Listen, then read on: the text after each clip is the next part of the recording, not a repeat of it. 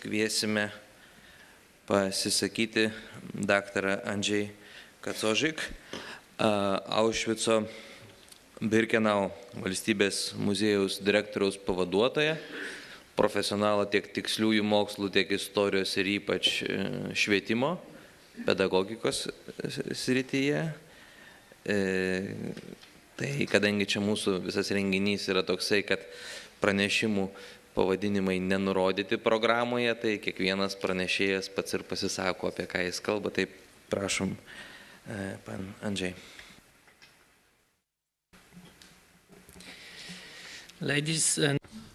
Ponios ir ponai, ačiū už pakvietimą į šią tarptautinę konferenciją, kurios metu nagrinėsime būdus, kaip kalbėti apie istoriją, Antro pasaulinio karo istoriją. Ir kalbėsime apie pokario istoriją, bei būdus pasidalinti informaciją apie tą istoriją. Aš dirbu Aušvice, kuris žinomas visame pasaulyje. Tai Europos žydų žudynių simbolis. Tai taip pat vieta, kur matyta Lenkų kankinystė, kur atlikti žiaurūs nusikaltimai čigonų atžvilgiu. Čia patyrė neapsakoma tragedija tarybiniai karo belaisviai. Pasistengsiu perduoti jums tai, kas man atrodo svarbiausia ir vertingiausia, šviečiant žmonės lankančius memorialinius muziejus. Taip pat norėsiu aptarti reikalavimus, kuriuos reikėtų tenkinti šviečiant naująją kartą, kuri jau priklauso 21 amžiui. Praėjo po Antrojo pasaulinio karo daugiau negu 70 metų. Mano kalba šiandien vadinasi Žodžiai ir akmenys.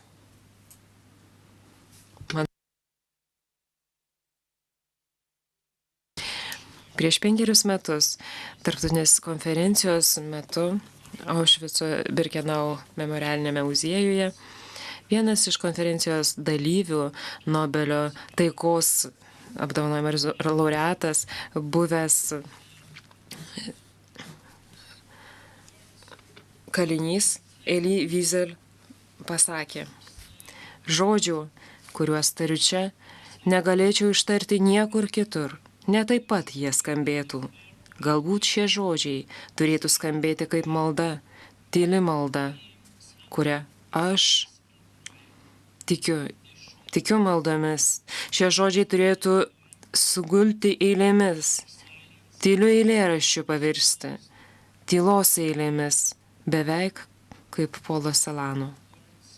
Žodžiai, komentarai, pokalbiai, klausimai ir atsakymai yra dažniausiai stebimi dalykai susiję ir asocijuojantis tiems, kas lankosi memorialiniuose muziejuose. Grupės žmonių, kurie lankosi Auschwitz-Birkenau muziejuje, Maidaneke, Mauthausene, Buchenwalde, Theresienstadt, Treblinkoje ar Grossrosene, atrodo visiškai panašios viena į kitą.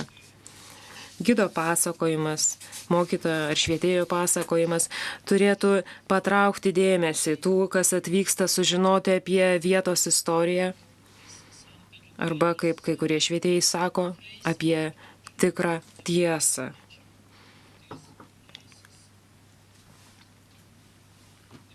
Čia ištarti švietėjų žodžiai turi ypatingą reikšmę. Anapus istorinių žinių, duomenų, sąvokų, vardų ir pavardžių, slypi tiesa apie atskirtį, netoleranciją, antisemitizmą, tremties tragediją, baimę išsiskirti su artimaisiais, skausmą, vienatvę, skriaudėjų žiaurumą ir aukų beviltiškumą. Švietėjų komentarai savyje turi žodžių susijusių su apie su viltimis į gyvenimą, solidarumą, meilę, pastangas išlikti oriais.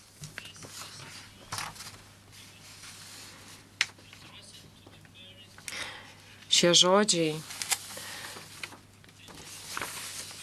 eina iš žmogaus gelmių ir jie neturėtų būti pertekliniai ar atstumiantys.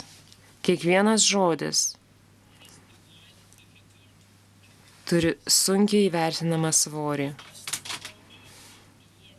Tiesiog tarti žodžius Auschwitz, Birkenau, tarsi tai te būtų tik žodžiai, būtų klaida. Todėl ši vieta, ši erdvė, su kuria susiję tiek daug atsiminimų, turėtų tapti tiesos, gąsdinančios tiesos, kurią jie atskleidžia vieta.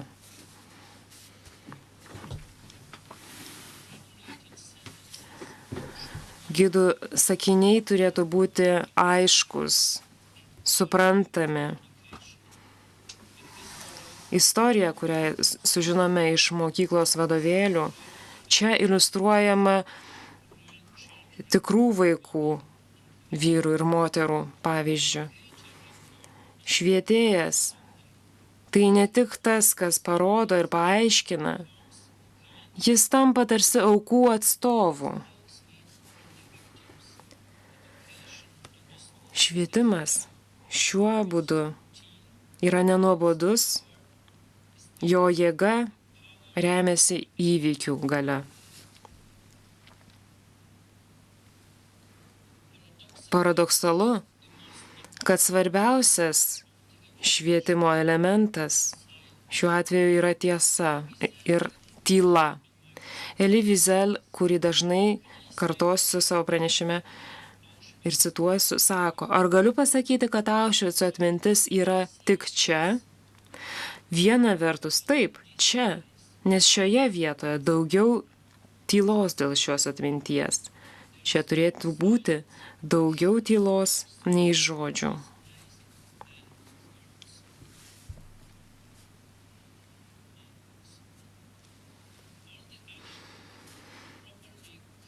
Visose kitose buvusiuose valymo ir mirties stovyklose išlaikoma ši atmintis tyloje. Tyla kartais išreiškia tai, ko negalima, neįmanoma ištarti, išreikšti žodžiais. Tuščios erdvės ir tyla memorialinėse vietose apmąstymų, atsiminimų ir pamąstymų nuotaika suteikia lankytojams galimybę apmąstyti, kas yra žmogus, koks jo vaidmuo ir atsakomybė moderniame pasaulyje. Kur kitur, kokiame kitame muziejuje galime daugiau sužinoti ne tik apie faktus, sąvokas ir datas, bet apie žmogiškumą. Kur dar galime sužinoti daugiau apie save.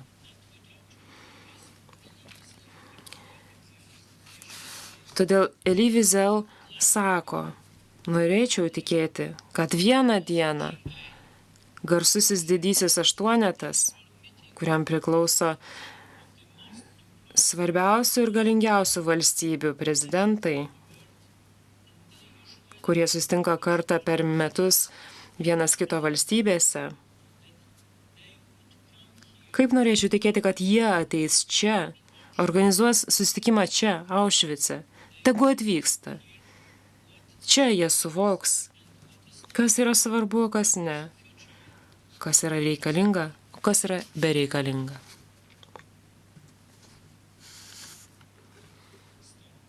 Akmenys. Daug pastatų, daiktiniai žudynių ir mirčių liudininkai nublanko, jau visiškai nublanko. Skriaudikai dažniausiai prisidėdavo prie to. Jie turėjo daugiau laiko, jiems pakako laiko veiksmingai pašalinti savo nusikaltimų ženklus.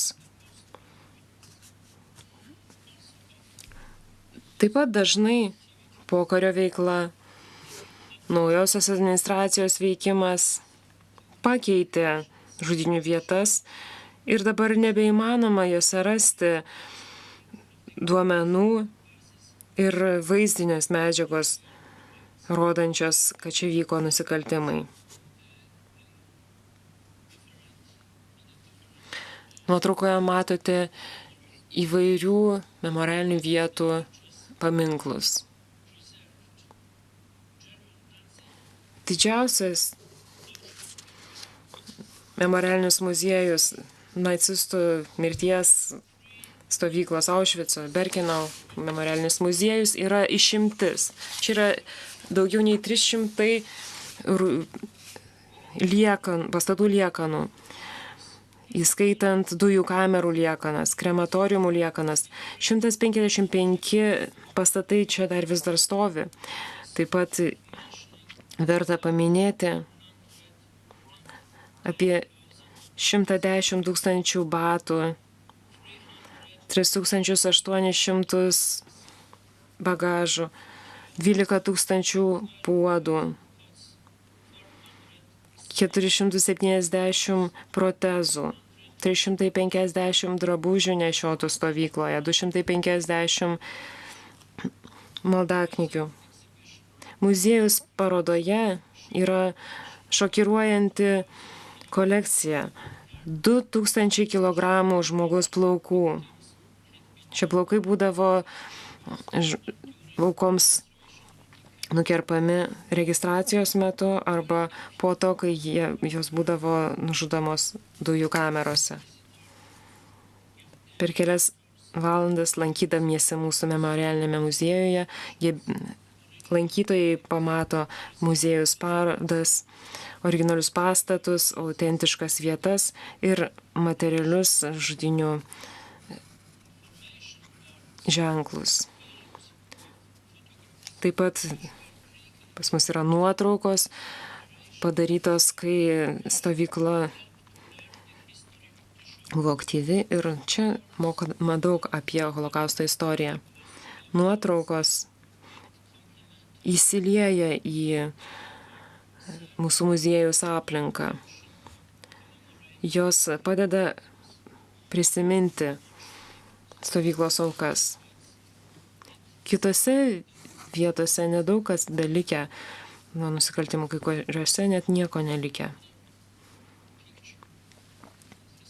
Čia rodoma istorinė ir dabartinė tos pačios vietos nuotrauka. Birkenau.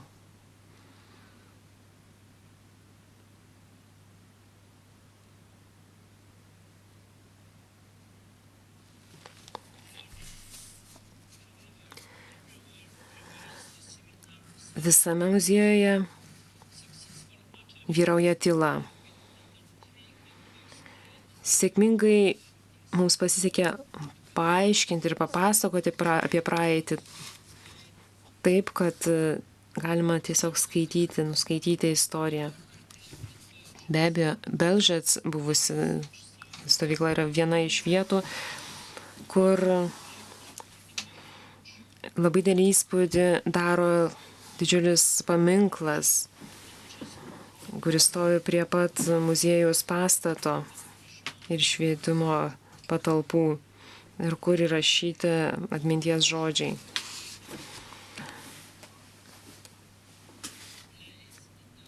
Autentiškų vietų lankymas, susitikimas ir galimybės pamatyti originalius išlikusių žmonių ir žuvusių žmonių, paliktus daiktus, išgyvenusių žmonių patirtį, išgirsti ir žodžius, rasti atsakymus į klausimus, sukuria unikalų jausmą. Vietos autentika išreiškia vienybę ir tam tikra vienybė įprasmina šią erdvę. Štai kam važiuojama į Aušvicą, Panerius, Belžecą, Treblinką ar Babij Jar. Memorialinės vietos ir pasyvumas. Po karo praėjo beveik 70 metų. Laikas kelia grėsmę ne tik nusikaltimą įrodančių daiktų išlikimui. Sunku išlaikyti tuos daiktus, tuos dalykus. Tačiau žodis niekada daugiau įgauna naują prasme. Būtent šiais žodžiais remiamasi steigiant masinių žudynių vietų memorialus ir muziejus. Šis memorialas buvo visai kitoks iš karto po antro pasaulinio karo ir holokausto. Patirtis buvo dar gyva ir lankytojų, ir gidų, ir mokytojų širdyse. O kartai, kuri patyrė Ruandos, Kambodžos, Darfūro, Srebrenicos ar JAV rugsėjo 11-osios įvykius, tai vėlgi atrodo visai kitaip. Galbūt būtent todėl JAV istorikas Michael Berenbaum rašo, karta, kuri nuolat patiria problemą, kur kas sunkiau priima tą savoką niekada daugiau. Ir geriausiu atveju gali pasakyti, tikiuosi, kad ne mano gyvenime ir ne man matant, ne man dalyvaujant, ne man matant. Reiškia, kad žmonės nori memorialinių ir švietimo muziejų dėka kuriamas atsakomybės už save, savo aplinką ir kitus žmonės jausmas. Bejėgiškumas ir pasyvumas yra problemos, kurias žmonės patyrė jau tūkstančius metų. Biblijoje vergė vardu Hagar, išmesta iš namų, vaikščiojo po Beršeba dykumą ir negalėjo rasti vandens Išmaeliui. Ji pasodino berniuką po krūmų ir nuėjo. Atsisėdo netoliese ir nusisuko nuo jo, nes pagalvojo, kad negali žiūrėti į berniuką, kaip jis mirs. Evangelijoje pagal Luką pasakojama apie tai, kaip Juozapas ieškojo pastogės Marijai ir kad viduje namuose jiems nebuvo vietos. Bejėgiškumas, pasyvumas ir abuojumas būdingi žmonėms buvo ir holokausto laikotarpio. Lenkijos istorikas Vaclavas Dlugoborskis, buvęs Aušvico politinis kalinys, rašo, visur paplitęs buvo šantažas, informatoriai, kolaborantai. Tačiau ne tai buvo svarbiausia. Visuomenė labiausiai paplitęs buvo abuojumas, abejingumas. Jis buvo būdingas visiems, net Lenkijoje, net Aušvice. Čia matėme, kaip vyksta holokausto įvykiai. Matėme tūkstančius žydų einančių į dujų kameras. Slovakijos, Olandijos, Prancūzijos žydus. Matėme, kaip masiškai buvo žudomi čigonai, bet žiūrėjome į tai abejingai. Ir čia yra didžiausia mūsų kartos tragedija. Pasyvumo įveikimas turėtų prasidėti nuo to, kad turėtų būti atvirai pažvelgta į visus holokausto istorijos aspektus. Turi būti pabrėžtas ir kaltininkų vaidmuo, ir aukų kančios, ir kitų žmonių pasyvumas. Atsakomybės mokymas turėtų tapti apsilankymų šiame mūsų muziejuje sudėtinė dalimi. Jaunimas turi būti parengtas gyvenimui pilietinėje visuomenėje taip, kad kuo daugiau žmonių galėtų nuolat būti aktyvus ir stebėti padėtį, nebūti abejingi. Todėl jaunimas privalo apsilankyti ne tik Aušvice, bet ir tokiuose centruose kaip Belžec, Babi Jar, Treblinka, Paneriai. Kiekvienas jaunimo vizitas, apsilankimas turėtų būti labai gerai iš anksto apgalvotas. Aušvico memorialiniame muziejuje, bendradarbiaujant su Lenkijos švietimo ministerija ir Europos taryba, parengtas švietimo dokumentas padedantis mokytojams ir švietėjams vykdyti ir vertinti apsilankimus šiose vietose. Aušvico memorialinio muziejo pasiūlymai nukreipti į lankytojus iš viso pasaulio, nepriklausomai nuo jų amžiaus, socialinės, kultūrinės ar religinės priklausomybės. Mūsų medžiaga parengta ir jų pagrindų įgyvendinti projektai moksleiviams, jaunimui, suaugusiems, diplomatams, kariams, valstybės tarnautojams, politikams, universiteto studentams, neįgaliesiems. Tačiau muziejaus švietėjiška programa labiausiai skirta mokytojams ir švietėjams, nes jų vaidmuo yra didžiausias organizuojant apsilankimus Aušvice ir kitose panašiose vietose. Ačiū už dėmesį. Tikiuosi, kad kartu mes galėsime būti neabejingi Aušvice, Paneriuose, Murambi, Ruandoje, Srebrenicoje ar Gulago muziejuje Permėje Rusijoje ir kitose vietose. Ačiū.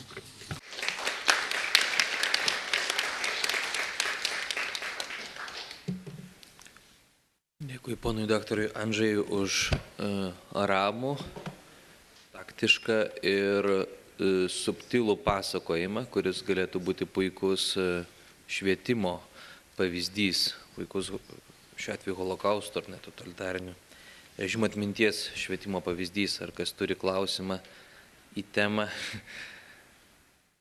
Prašom. Benediktas Šetkus iš Edukologijos universiteto. Aušvicas Birkenau mums visiems žinoma kaip vieta pirmiausiai tai žydų tautybės žmonėms, lenkams, sovietų kareiviams pakliuvusiems į nelaisvę. Bet Aušvico viename iš barakų, kur yra sudėtos nuotraukos žuvusių jau kalinių uniforma, man teko užtikti ir nuotrauką, prie kurios parašyta grinai lietuviška pavardė ir lietuviškas vardas, tipiškas lietuviškas vardas ir pavardė. Tai aš norėčiau tiesiog smalsumo vedamas paklausti, ar jūs žinote kažką konkrečiau, kiek, tarkim, galėjo būti tų iš Lietuvos patekusių skaičius tų žmonių arba kokiais keliais jie ten atsidūrė Aušvice? Ačiū.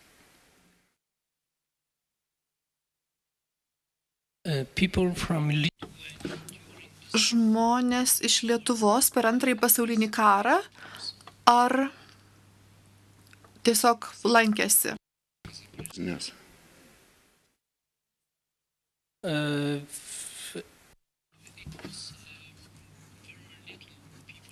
Iš tikrųjų, iš Lietuvos žmonių buvo labai nedaug, kadangi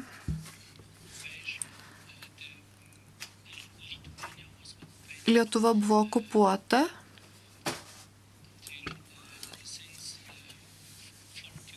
Nuo 1941 metų.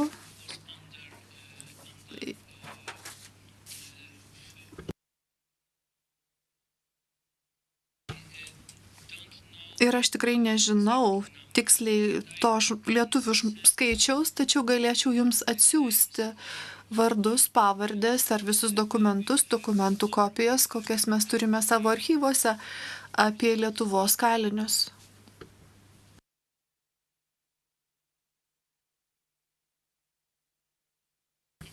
Dėl atminties išsaugojimo. Šiuo atveju aš klausiu, kaip buvęs ešelonų kūdikis, nes anarchistiškai, kiek spėju, dar renku atsiminimus išgyvenusių žmonių, kadangi vyriausybiniu mastu tai pas mus neorganizuojama. Tik kaip pavyzdys, praėjusiais metais mirė moteris, kuri iš tremties už dienoraščio rašymą buvo nuteista iš pradžių sušaudyti, paskui katorgai ir iki Stalino mirties tik lavonus, kiaurą visą parą su kolegėmis keisdamasi, užkasdavo ir niekas jos atsiminimų neužrašė. Ar jūs renkate atsiminimus tik tai iš Lenkijos teritorijoje likusių kalinių. Ir su tuo norėčiau susėti klausimą, ar iki šiol vyksta tas atsiminimų rinkimas, kokią formą. Ir kitas politinis klausimas, kiek tūkstančių Aušvico kalinių liko laukti sovietų, o kiek tūkstančių toliau traukėsi į vakarus 45 metais.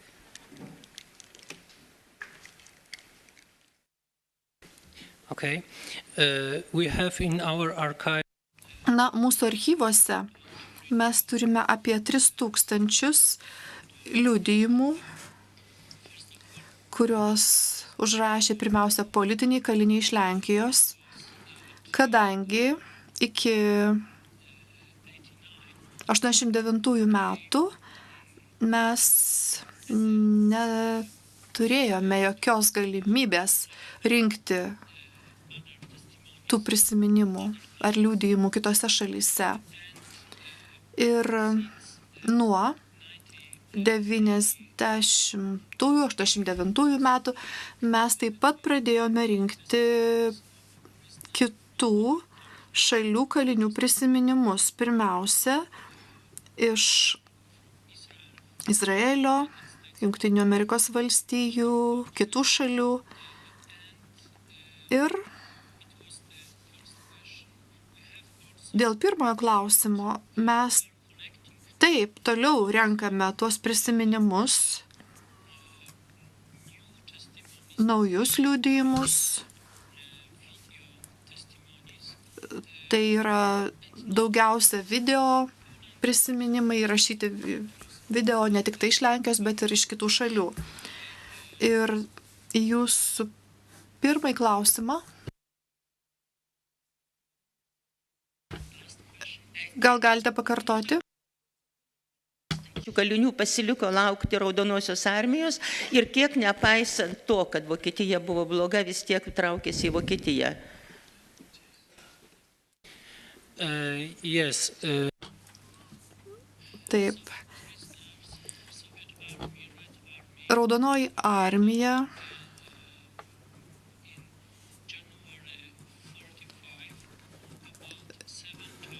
išlaisvino 45 metais apie 7000 kalinių.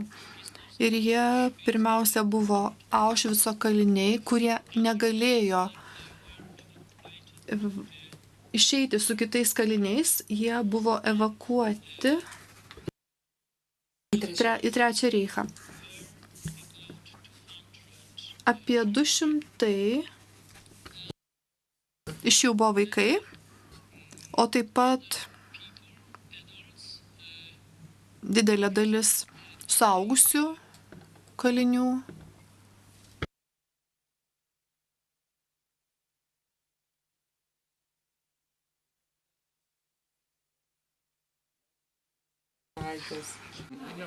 Ai dar ne.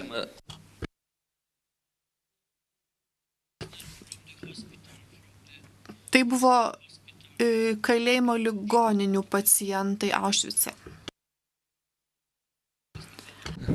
Norėjau paklausti, ar srautas nemažėja ir ar vokiečių lankosi taip pat nemažai muziejuje Aušvice?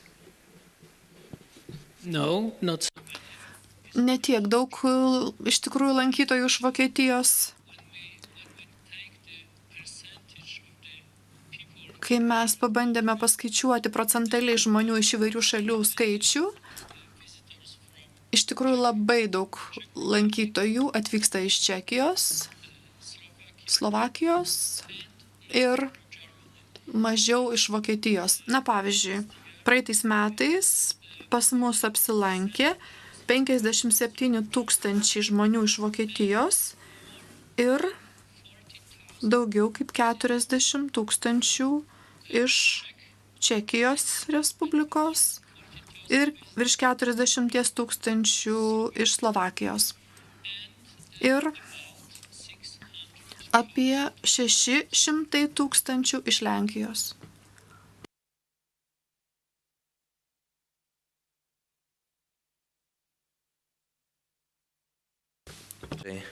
Kacožik.